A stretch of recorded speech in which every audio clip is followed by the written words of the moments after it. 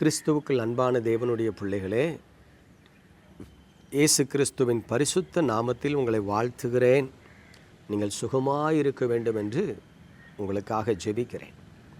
இந்த பரிசுத்தமான நாளிலும் நம்முடைய தியானத்திற்கு ஆதாரமாக யோனா தீர்க்கதரிசன புஸ்தகம் 1ஆம் அதிகாரம் 6வது வசனத்தை பாருங்கள். அப்பொழுது மாலுமி அவனிடத்தில் வந்து, நீ நித்திரை பண்ணுகிறது என்ன? எழுந்திருந்து உன் தேவனை நோக்கி வேண்டிக்கொள். நாம் அழிந்து போகாதபடிக்கு சுவாமி ஒருவேளை நம்மை நினைத்தருளுவார் என்றான். எனக்கு அன்பான தேவனுடைய பிள்ளைகளே, இந்த சப்ஜெக்ட் நமக்கு நல்லா தெரியும்.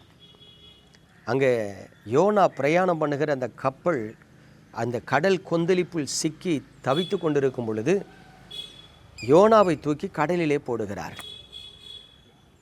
யோனாவை தூக்கி கடலில் போடும் பொழுது தான் அந்த சமுத்திரம் அடங்கினது என்று வேதம் சொல்லுகிறது.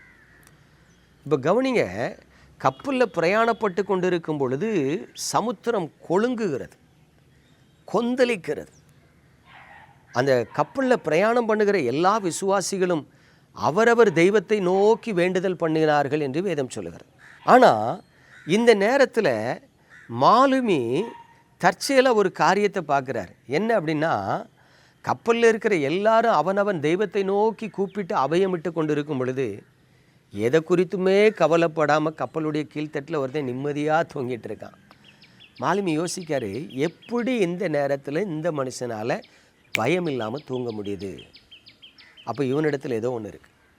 அப்போ தான் அவனை தட்டி எழுப்பி கேட்குறாரு, எப்பா நீ தூங்கிட்டு இருக்கியப்பா, நீ நித்திரை பண்ணுகிறது என்ன அப்படின்னு கேட்குறார். எனக்கு அன்பான தேவனுடைய பிள்ளைகளே, ஆண்டவர் நமக்கு சொல்லுகிற சத்தியம் என்ன தெரியுமா? இன்றைக்கி பல குடும்பங்களுக்குள்ள கர்த்தரை குறித்த பயம் இல்லாததுனால, சில துணிகரமான பாவம் இருக்கிறதுனால, துன்மார்க்க ஜீவியம் இருக்கிறதுனால அந்த குடும்பமே தத்தளித்துக்கிட்டு இருக்கும். அந்த குடும்பம் தத்தளித்து கொண்டு இருக்கும் பொழுது அந்த குடும்பத்தில் இருக்கிறவங்க நிம்மதியாக இருப்பாங்களான்னா நிம்மதியாக இருக்க முடியாது. ஒன்று. ரெண்டாவது, அதே நேரத்தில் அந்த குடும்பத்தில் இருக்கிறவங்க எல்லாம் கர்த்தரை நோக்கி ஜெபம் பண்ணி கொண்டு இருப்பாங்கன்னா கண்டிப்பாக ஜெபம் பண்ண மாட்டாங்க. நான் இருக்கிற பட்டணத்தில் எனக்கு ஒரு குடும்பத்தை தெரியும். அந்த குடும்பத்தில் தகப்பனார் கொஞ்சம் துன்மார்க்கமான ஆள். நல்லா குடிப்பார், சண்டை போடுவார், ஒருத்தனையும் மதிக்க மாட்டார், தாறுமாறாக பேசுவார். இப்போ கவனித்து பாருங்கள், அந்த குடும்பத்தில் அவருடைய பிள்ளை ஒன்று ஒரு வியாதிப்பட்டு கிடக்கு. ஆஸ்பத்திரியில் போட்டு ட்ரீட்மெண்ட்டு கொடுத்து பார்க்குறாங்க, சுகமாகலை. ஆனால் அந்த தகப்பனாரை கவனித்தா அவர் டெய்லி குடிச்சிட்டு தான் இருந்தார். ஒரு நாள் அவர் வீட்டுக்கு என்னை ஜெபிக்க கூப்பிட்டுருந்தாங்க. அந்த வீட்டுக்கு போய் நான் ஜெபிக்க போயிருக்கிறேன். அவர் சொல்கிறாரு, ஏய் எனக்கு வயிறு பசிக்கு முதல்ல சாப்பாடு போட்டு கொண்டு வா. அப்போ அந்த அம்மா சொல்லுது, எப்பா வீட்டுக்கு ஊழியக்காரங்க ஜோமனை வந்திருக்காங்க, அவர் வந்தார்னா நீ ஜோமனு எனக்கு சோறு போட்டு கொண்டு வா. ஆச்சரியப்பட்டு போனேங்க. பெத்த மகள் பலவீனமாக இருக்கா, வியாதிப்பட்டு இருக்கிறா, அவளுக்கு சுகம் கிடைக்கிறதுக்கு தான் ஜெபிக்க போகிறோம். ஆனால் அவர் சொல்கிறார், எனக்கு சோறு போட்டு கொண்டு நான் சாப்பிடணும். அப்பொழுது தான் அந்த மனிதனுடைய இருதயத்தை நான் புரிந்து கொண்டேன். குடும்பத்தில் என்ன நடந்தாலும் அதை குறித்து அவருக்கு கவலை இல்லை. யார் சுகமாக இருந்தானே, வியாதிப்பட்டானே, செத்தானே, உயிரோடு இருந்தானே, அவரு காரியம் அவருக்கு நடக்கும். அந்த இருதயத்தை பாருங்கள், கடினப்பட்ட இருதயம். உண்மையாக சொல்கிறேன், ஒரு மனிதன் கர்த்தரை விட்டு பின்வாங்கி போவான் என்று சொன்னால் அவன் இருதயம் கடினப்பட்டு விடும். அவன் இருதயம் எதை குறித்தும் கவலைப்படாது.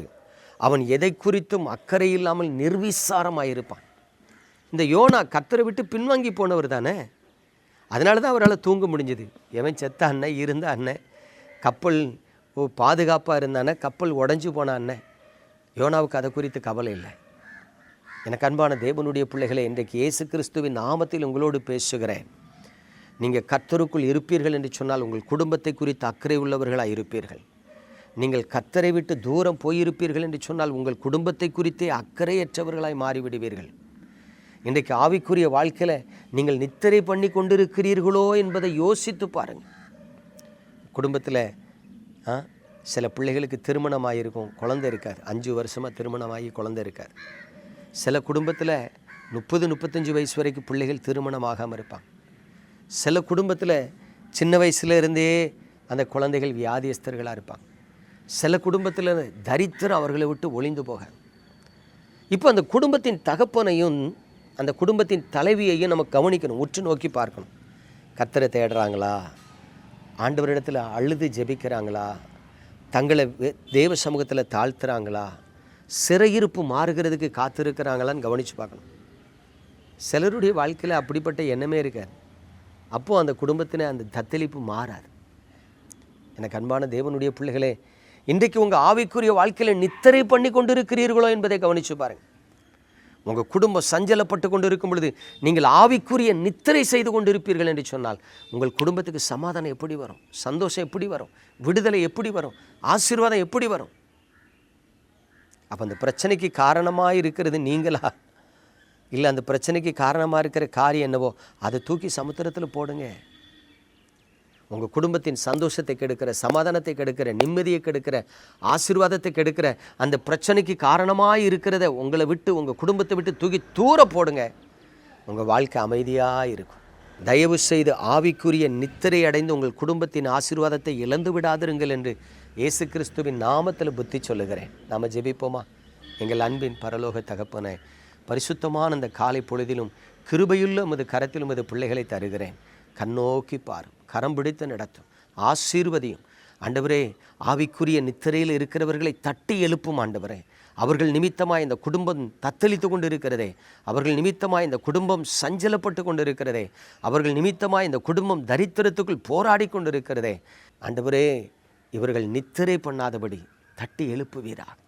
அவர்கள் உம்மை நோக்கி பார்த்து மன்றாடி ஜெபித்து நன்மையின் கிருபைகளை பெற்றுக்கொள்ள உதவி செய்வீராக.